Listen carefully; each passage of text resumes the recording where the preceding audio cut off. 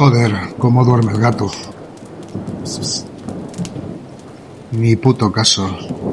Dulces sueños, insidia felina, dulces sueños. Sueños.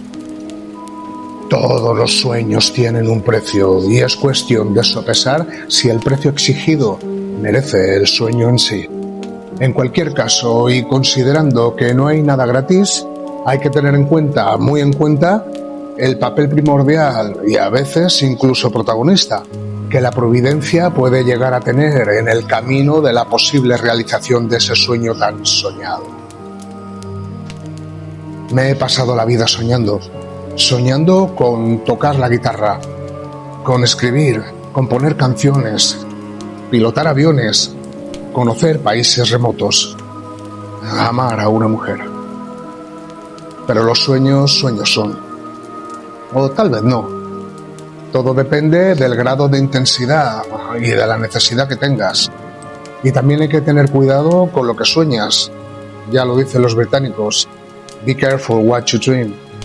Cuidado con lo que sueñas, no sea que se haga realidad. Pero hay algunos sueños que merecen la pena ser contados y escuchados. Como este sueño. Sucedió en Liverpool, a mediados del siglo XIX, en plena época victoriana. Época con más sombras que luces. Recuerdo bien a aquella extraña pareja cuando sucedió todo aquel alboroto. Él se llamaba Nathan y ella Nelly. Yo tenía 19 años y trabajaba en el puerto destripando pescado y lijando teca en los barcos de los ricachones. Fueron años difíciles para todos. Bueno, para casi todos.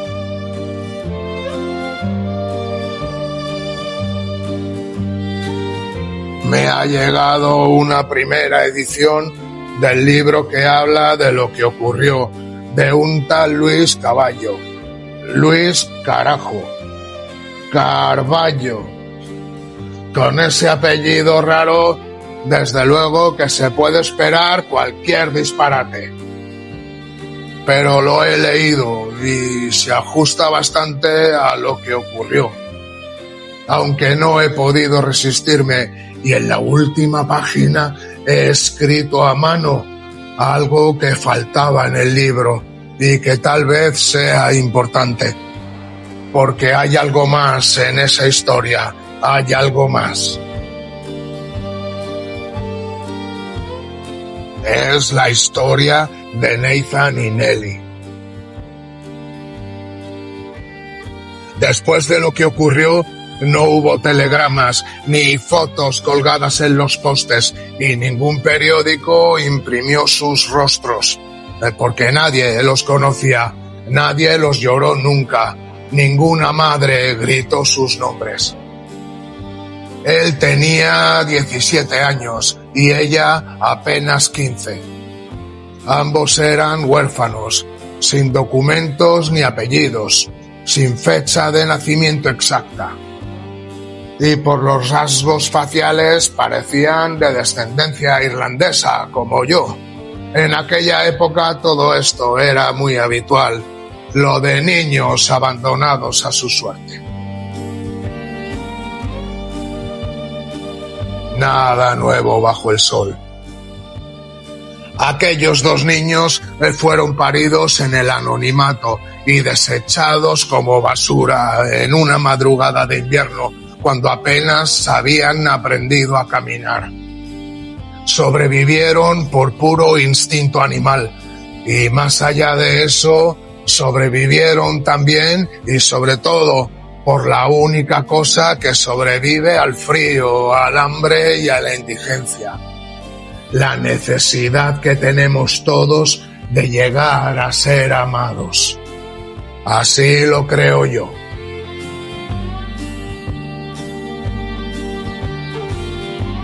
Dicen los marineros, aunque los marineros dicen cualquier cosa, que se conocieron bajo el puente de Rainhill, cerca de Liverpool.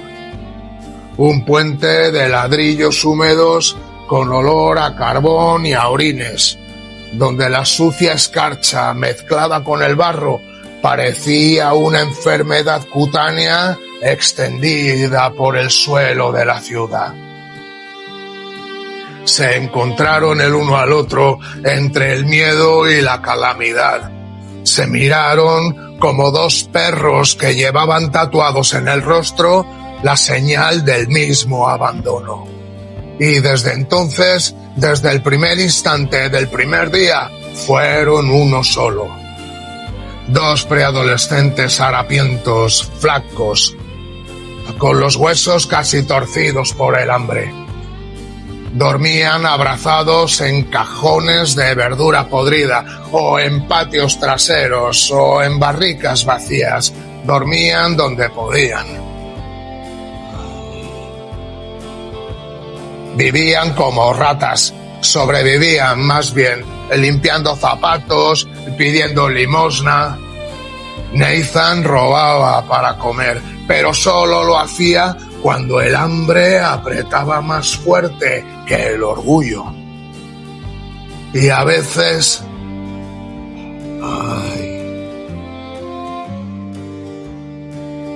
A veces Nelly se pintaba los labios con sangre seca para vender su mano y su silencio a hombres que no miraban a los ojos.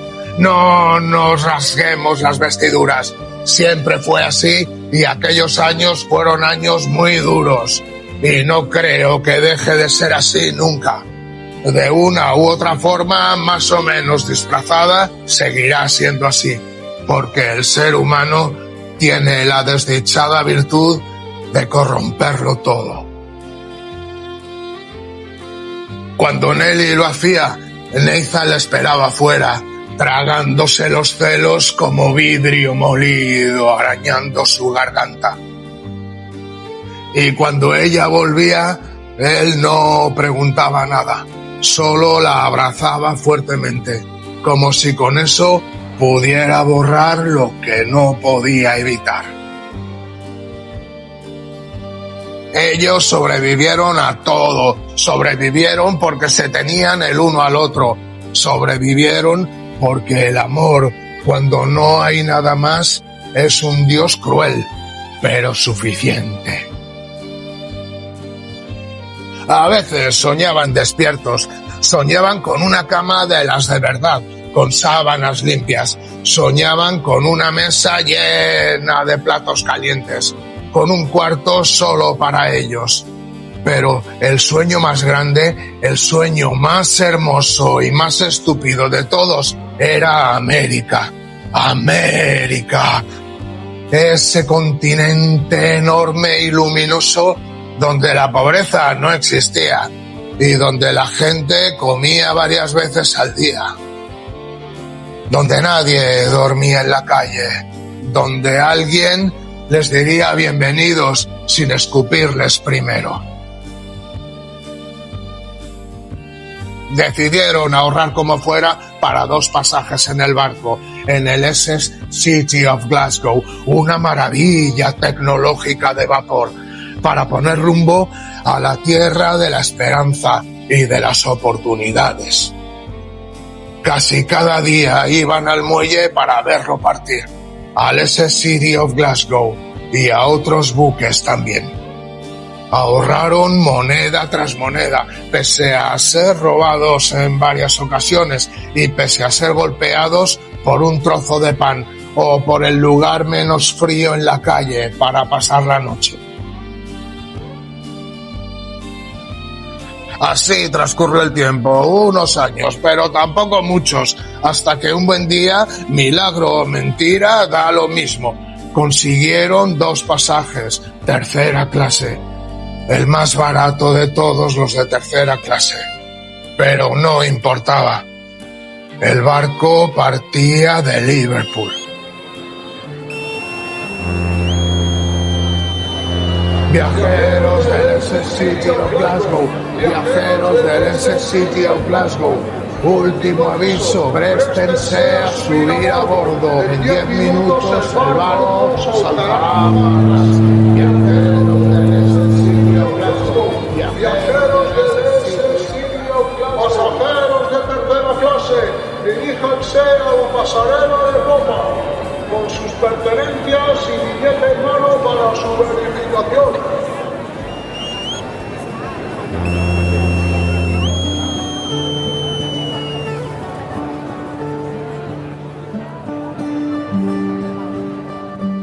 Me contó mi abuelo antes de morir que Nathan y Nelly subieron a bordo con la ropa pegada al cuerpo, con los bolsillos vacíos, pero con toda la esperanza del universo enroscada en los ojos.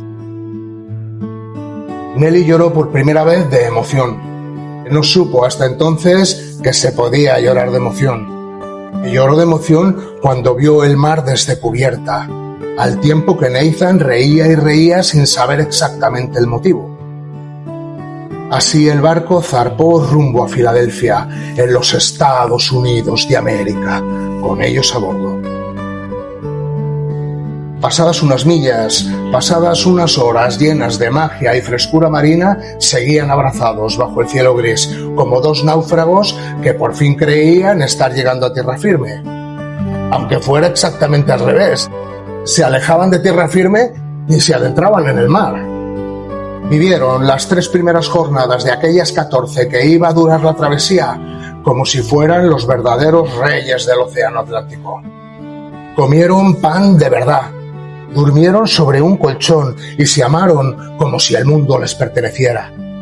Soñaron, ¿cómo soñaron? Nelly decía que en Filadelfia iba a tener un cuarto con una ventana grande, que iba a trabajar cosiendo vestidos y que Nathan iba a aprender a leer para contarle historias por las noches, que tendrían una cama con patas de hierro y unas almohadas enormes. Él la miraba y asentía, no por ingenuo, sino porque disfrutaba de verla inflamada de fe e ilusión. Y de repente, mientras dormían en la noche de la tercera jornada, todo ocurrió muy rápido. Una explosión, una sacudida, el rugido de un monstruo de vapor desencajado y después el caos. Gente corriendo, el barco escorando como un animal de madera herido de muerte. Gritos que no tenían idioma, niños llorando y el mar trepando hacia la cubierta como un asesino de lengua líquida e implacable. Nathan no la soltó ni un solo momento e intentaron llegar a los botes salvavidas. Cuando por fin alcanzaron la cubierta de popa, en medio de aquella noche sin luna, vieron que ya no había botes, que no quedaba ninguno y que nadie vendría por ellos. Que la tercera clase sería la primera en ahogarse. Y cuando entendieron la verdadera realidad de lo injusto y de lo inevitable, él la abrazó como siempre, como nunca. Se alejaron de la gente histérica y regresaron sin hablar a los camarotes, no para salvarse, sino para enfrentar el destino juntos, como siempre lo habían hecho. Llegaron casi por casualidad a un camarote de primera clase que estaba, por supuesto, vacío. Cuando el agua helada empezó a mojarles los pies, después las rodillas, luego el pecho. El frío era un cuchillo de acero líquido y salado que les cortaba la respiración, pero seguían abrazados, pegados el uno al otro hasta casi fundirse en un solo cuerpo, como si pretendieran engañar a la muerte. Nelly gritaba, pero sin emitir sonido alguno, perdiendo su mirada en lo más profundo de los ojos de Nathan. El agua ya les rozaba la boca cuando Nathan la besó en la frente. Se miraron una última vez. Ninguno de los dos volvió a cerrar los ojos, porque parpadear se había convertido ya en un reflejo innecesario. Los labios apretados, la certeza de que nadie vendría, el terror absoluto. Estaban muriendo allí, en ese preciso instante, en ese océano que tanto habían querido cruzar. Y entonces sucedió. Sucedió el silencio.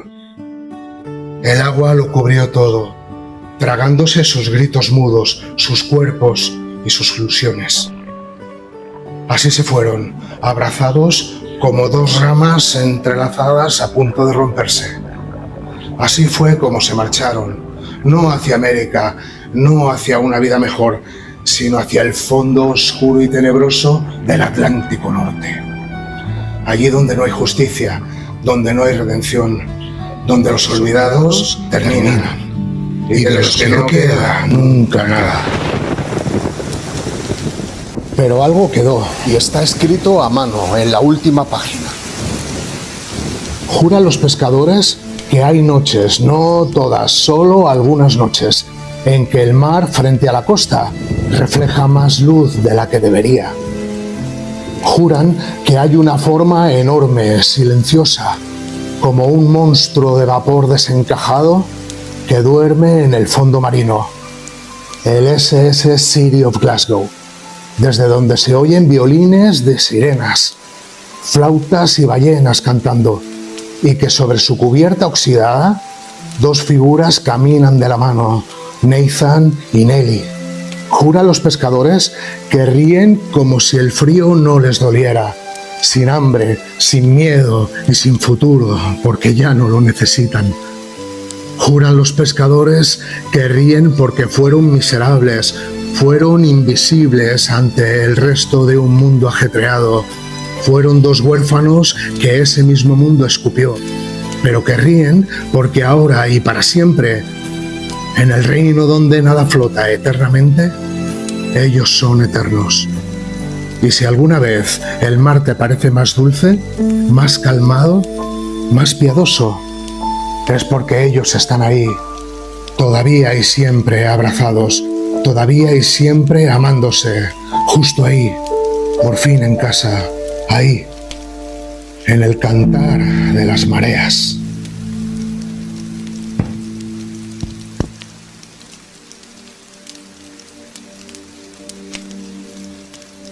Si en esta vida quieres garantías, cómprate un televisor.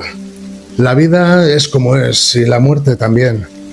Es tan infantil como ridículo esperar finales felices que justifiquen nuestra existencia.